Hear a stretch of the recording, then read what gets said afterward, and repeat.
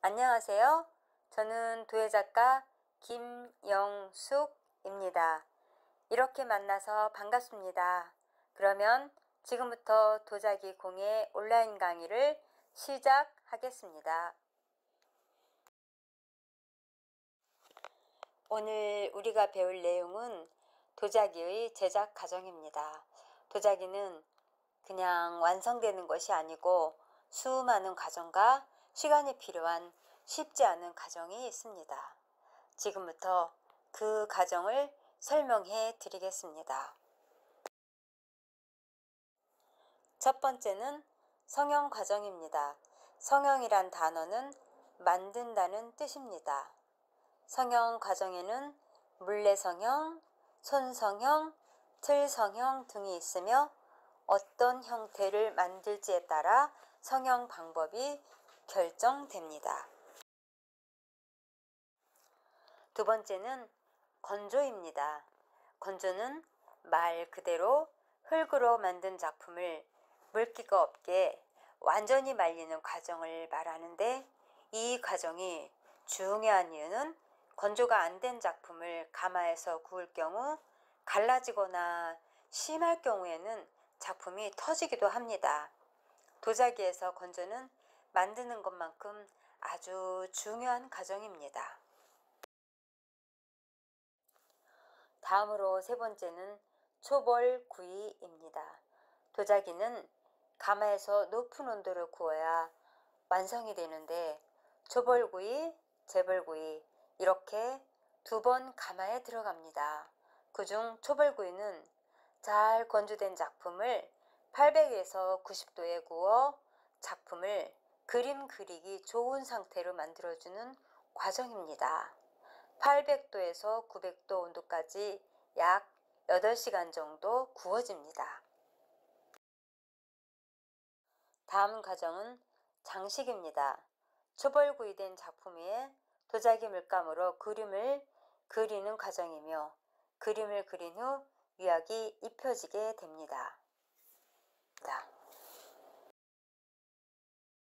다섯 번째로 유약 과정입니다.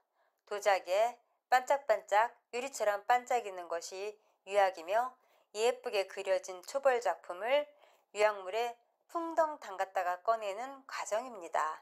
유약에도 여러 가지 다양한 색이 있습니다. 마지막으로 재벌구이입니다.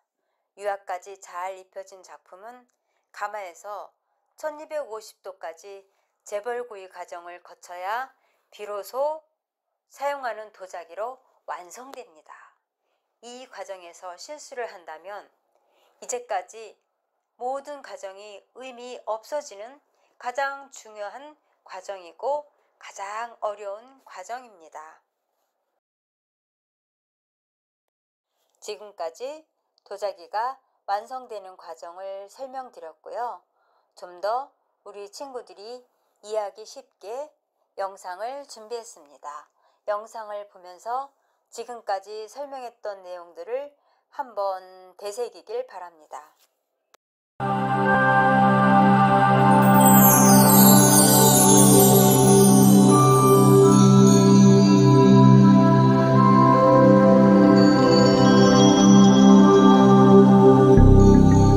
흙으로 보석을 만들어내는 과정, 도기와 자기를 합쳐 부르는 말, 도자기다. 도기란 도토라는 흙으로 만들어진 것이다. 자기는 자토라는 흙으로 만들어진 것으로 도기와 자기는 주재료인 흙부터 다르다.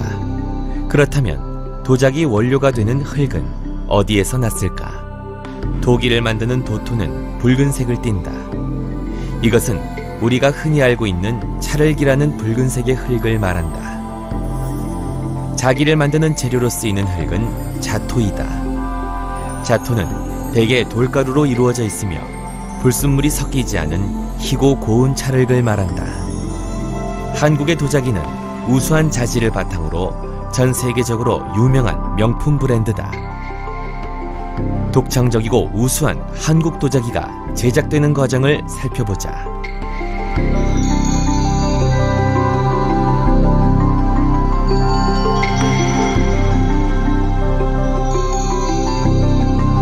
오늘날 도자기의 주 원료로 사용하는 흙은 있는 그대로 쓸 수 없다. 도자기 원료가 되는 흙을 물통에 넣고 휘저어 흙탕물을 만든 다음 굵은 흙덩어리나 모래는 가라앉히고 물에 뜨는 나뭇가지나 뿌리를 체에 걸러 제거한다.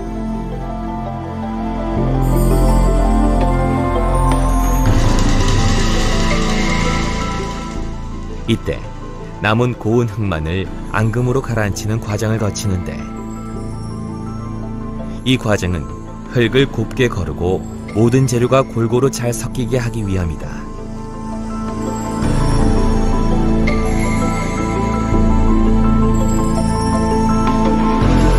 이 과정을 거친 흙을 다시 응달에 건조시킨다. 이렇게 하면 흙 속에 사는 미생물이 번식하면서 흙이 끈끈하고 찰지게 된다.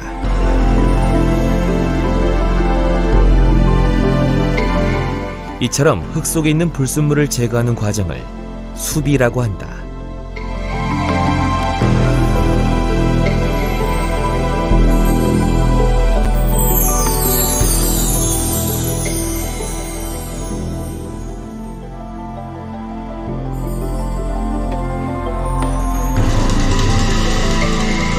이런 흙을 한 포대 정도 바닥에 쌓아놓고 발로 차례차례 밟아나간다.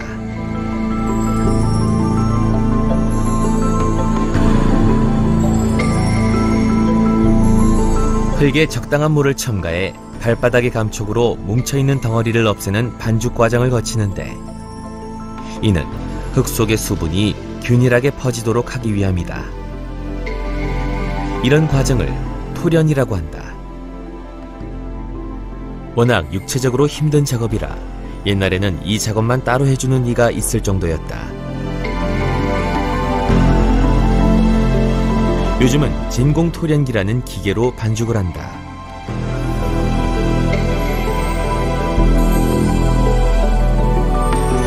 진공토련기로 반죽된 흙은 또다시 손으로 한 번 더 반죽을 해서 확실히 기포를 제거해야만 나중에 도자기 모양이 뒤틀리거나 깨지는 것을 방지할 수 있다. 모든 공정 과정이 다 중요하지만 이 반죽이 도자기의 수명을 좌우한다. 반죽을 잘못하면 불량 도자기가 탄생되어 가마에서 나오지도 못하고 깨지던가 혹은 나왔다 해도 도공에 의해 망치로 깨지는 수모를 겪게 될 수도 있다. 반죽이 끝난 흙은 비닐로 밀봉하여 보관한다. 이를 오랜 시간 동안 저장한다. 이렇게 하면 흙이 끈끈하게 점력이 증가하고 수분이 균일하게 퍼진다.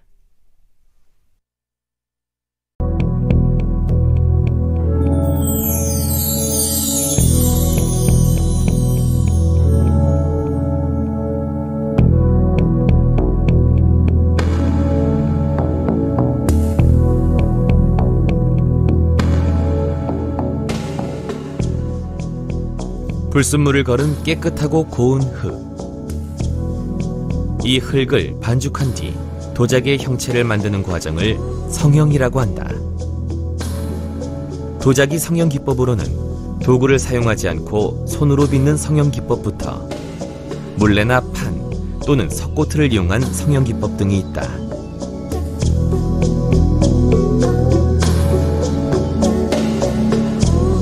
성형 기법 중 발물레와 손물레, 전기물레 등 물레를 이용한 기법이 대표적이다. 우리나라에서는 물레의 회전 방향을 주로 시계 방향인 오른쪽으로 돌리고 있으나 중국이나 서양에서는 주로 왼쪽으로 돌린다. 손물레는 주로 조그마한 작품을 만들거나 기물에 그림을 그릴 때 또는 기물에 장식을 하기 위한 소독으로 주로 사용된다. 금속성으로 만들어져 있는 손물레는 손으로 돌려주어야 회전이 된다. 발물레 성형은 재래식 기법으로서 대형 작업을 할 때 용이하다. 발물레는 발로 물레 밑판을 차거나 끌어당겨서 돌려주어야 하며 동시에 손은 물레 위판에 놓여있는 점토를 기물의 형태로 만들어간다. 이렇듯 발과 손이 따로따로 동작을 해야 하기 때문에 숙달된 기술이 필요하다.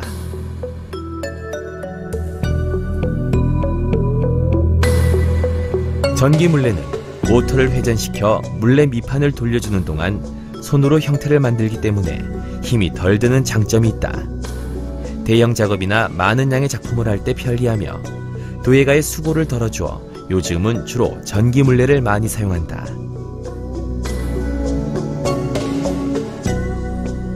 단순해 보이는 기물의 선이지만 도예가에 따라 조금씩 차이가 나기 시작한다.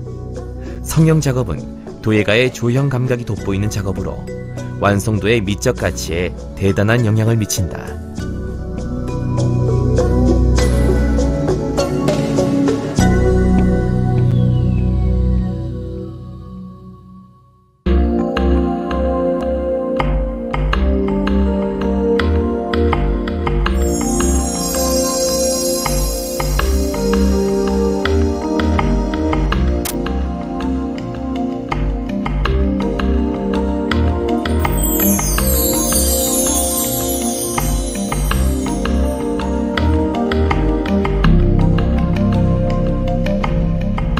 성형이 끝나면 물레판에서 기물을 끌어올린다. 이때 기물을 끊어내는 도구로는 두 줄로 꼰 가는 철사줄이나 어망에 사용되는 나일론 끈을 사용한다. 단, 작은 물품을 만들 때에는 실끈을 사용하는 것이 좋다. 이런 과정을 정형이라고 한다. 도자기 정형에 쓰이는 도구로는 칼, 줄, 밀대, 붓 등이 필요하다. 성형의 중요성 못지않게 건조 과정 또한 중요하다. 아무리 잘 만들어진 작품일지라도 건조 과정을 소홀히 하거나 관리를 잘못하면 점토 표면이 갈라지거나 파손된다. 작품의 크기가 큰 것일수록 공기가 통하지 않은 건조한 공간에서 습기를 주어가며 천천히 건조를 해야 한다. 그렇지 않고 작품을 바람이 많이 부는 곳이나 햇볕이 직접 닿는 곳에 내놓으면 성형 작업을 마친 점토가 갈라지게 되니 특별히 유의해야 한다.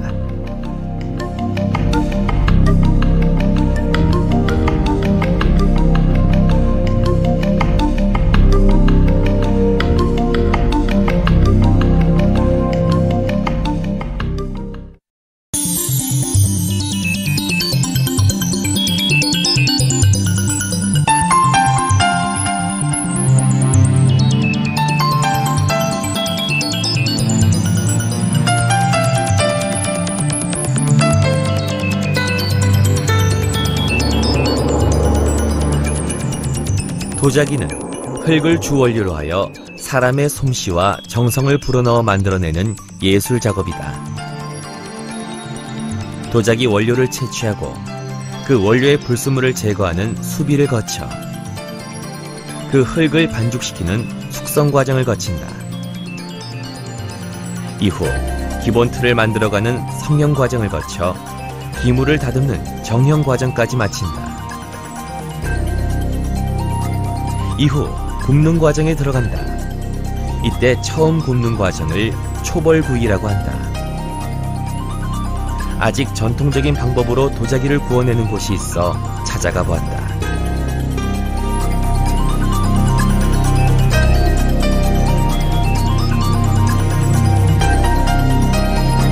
흔히들 도자기는 흙과 불의 조화라 한다. 그만큼 우리 조상들은 소나무를 사용해 열흘 정도 장작불을 떼서 구워냈다. 그러나 현재는 가스 가마를 이용하기도 한다. 경기도 이천 서광수 명장. 지금도 집안에서 내려온 전통 방식 그대로 전통 가마에서 도자기를 굽고 있다. 가마터가 마련된 그의 작업장. 가마에 불을 지필 때 화력이 센 소나무 장작을 쓴다. 그래서 그의 작업장 주변에는 가마불을 지펴낼 소나무 장작들이 켜켜이 쌓여있다. 이 소나무를 뗄감으로 하여 두세 달에 한 번씩 한 번 구우면 열흘 내지 보름간을 굽는다. 가마와 함께온 장인의 삶이 어느덧 50회 가까이 된다. 어김없이 가마에 불을 지펴왔지만 가마 작업은 언제나 긴장의 끈을 놓칠 수 없는 작업이다. 불의 세기에 따라 사용하는 도자기의 완성도가 달라지니 불이 너무 세도 안 되고 약해도 안 되기 때문이다. 그래서 가마에 불을 지피는 10시간이 넘는 작업 시간 동안 장인의 눈길은 한순간도 가마를 떠나지 못한다. 가마 안에는 온도계를 달 수 없다. 그저 눈으로 불빛을 보고 온도를 측정할 뿐이다. 이를 서광수 장인은 불빛만 보고도 경험적으로 불의 온도가 몇 도인지 알 수 있다고 한다.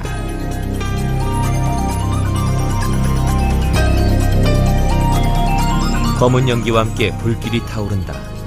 대략 3시간이 지난 후 불꽃이 맑아진다.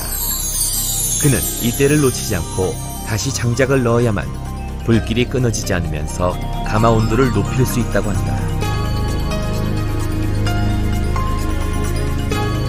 이 불길 속에서 어떤 것은 예술작품이 되기도 하고 어떤 것은 한낱 흙덩이가 되기도 한다. 그 뜨거운 불꽃이 결을 내고 색을 만들면서 도자기는 생명을 얻게 되는 것이다.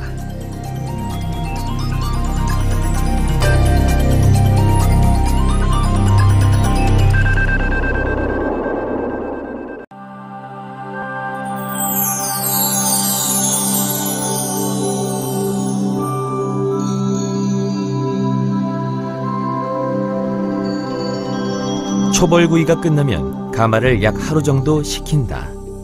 완전히 식으면 기물을 가마에서 꺼낸다. 흰 백자의 모습이다. 이제 유약을 입히는 과정에 들어가는데 이를 시유한다라고 표현한다.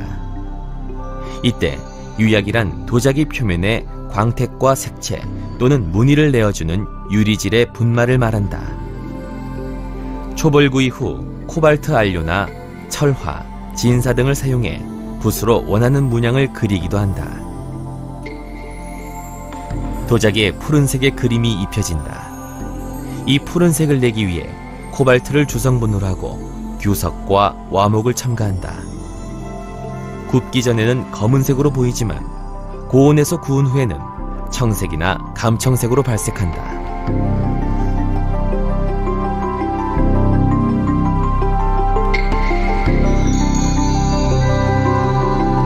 검은색을 내기 위해 쓰이는 안료로 산화철을 기본으로 규석과 와목을 첨가한다. 굽기 전에는 붉은색으로 보이지만 고온에서 구운 후에는 검은색으로 발색한다.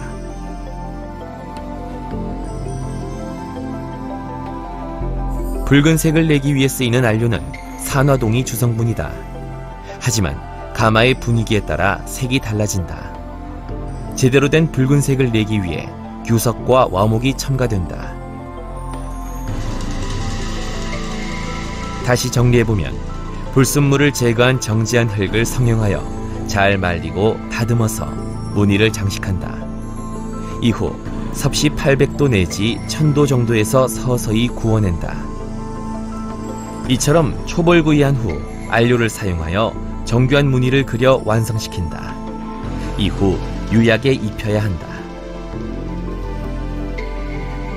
유리질이나 일반 유리는 도자기 표면에 붙지 않는다. 유리를 도자기라는 흙덩어리에 입히는 기술 그 자체가 유약의 비법인 것이다. 유약을 만드는 방법은 다음과 같다.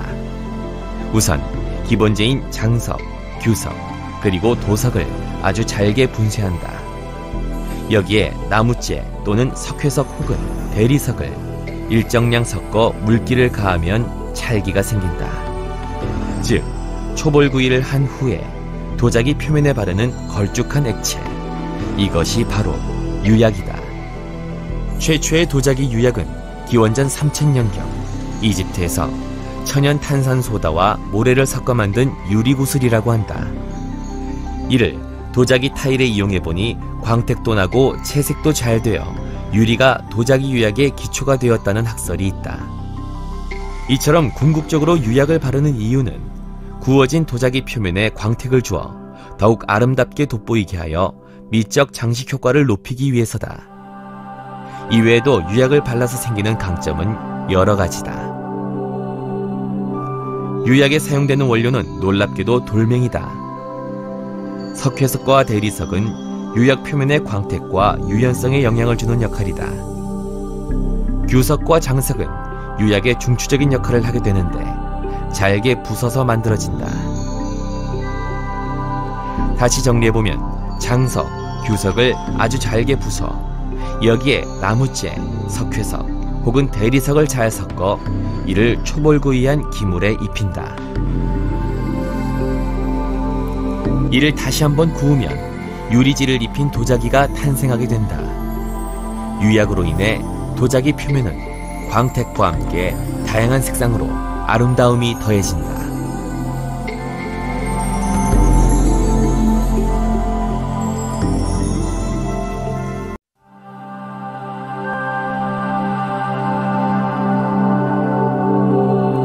도자기 마지막 제작 단계를 할 수 있는 재벌구이에 대해 알아보자. 유약을 입힌 도자기를 다시 가마 안에 넣고 섭씨 1200도 내지 1300도 전후의 높은 온도로 구워내는 마지막 과정을 재벌구이라 한다. 이제까지 수많은 정성과 노력을 들여 만든 도자기가 살아남느냐 죽느냐 하는 것은 전적으로 이 과정에 달려있다고 할 수 있다. 가마 굴 안으로 도자기를 넣기 전 매화토나 규석가루를 뿌려 도자기가 붙지 않도록 한다.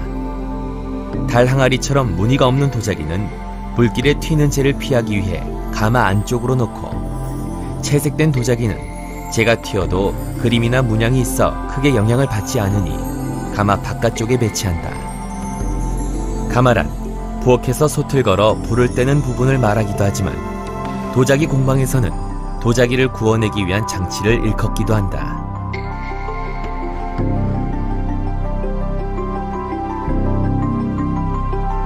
인류 최초의 그릇의 역사는 대략 기원전 15,000년 내지 13,000년경으로 추정하고 있다.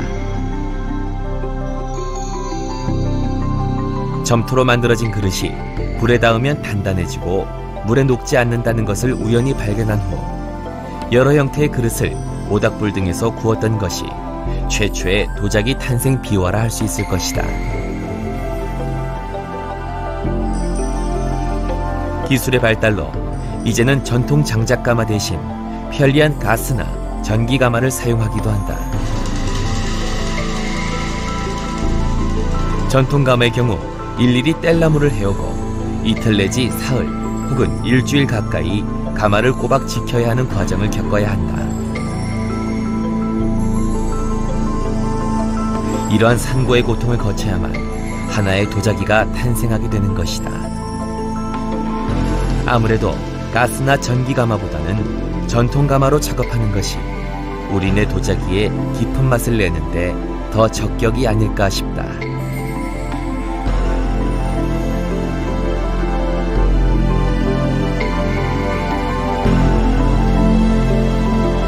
이곳은 단순한 흙덩어리가 불을 만나 하나의 작품으로 탄생하는 곳이다. 도자기는 가마 안에서, 장인은 가마 밖에서 불과 함께 인고의 시간을 보내야 한다. 밤낮으로 지피는 불은 시간에 따라, 불길의 세기에 따라 사용해야 하는 장작 종류가 다르다. 때문에 가마 앞을 한시도 떠나서는 안 된다. 한번 가마에 불을 떼면 최소 100여 개 이상의 도자기를 넣는다. 하지만 아쉽게도 하나도 건지지 못할 때도 있다. 이는 도자기를 굽던 장인들이 자신이 원하는 작품이 나오지 않으면 무참히 깨버리기 때문이다. 그만큼 장인 정신이 투철한 작업이다.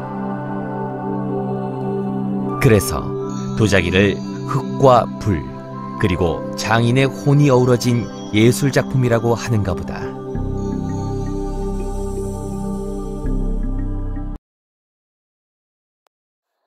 다음 영상은 도자기의 가장 대표적이고 상징적인 성형 방법인 물레 성형을 하는 영상입니다. 이 영상을 보며 오늘 온라인 수업을 마무리하고 다음 시간에 만나겠습니다.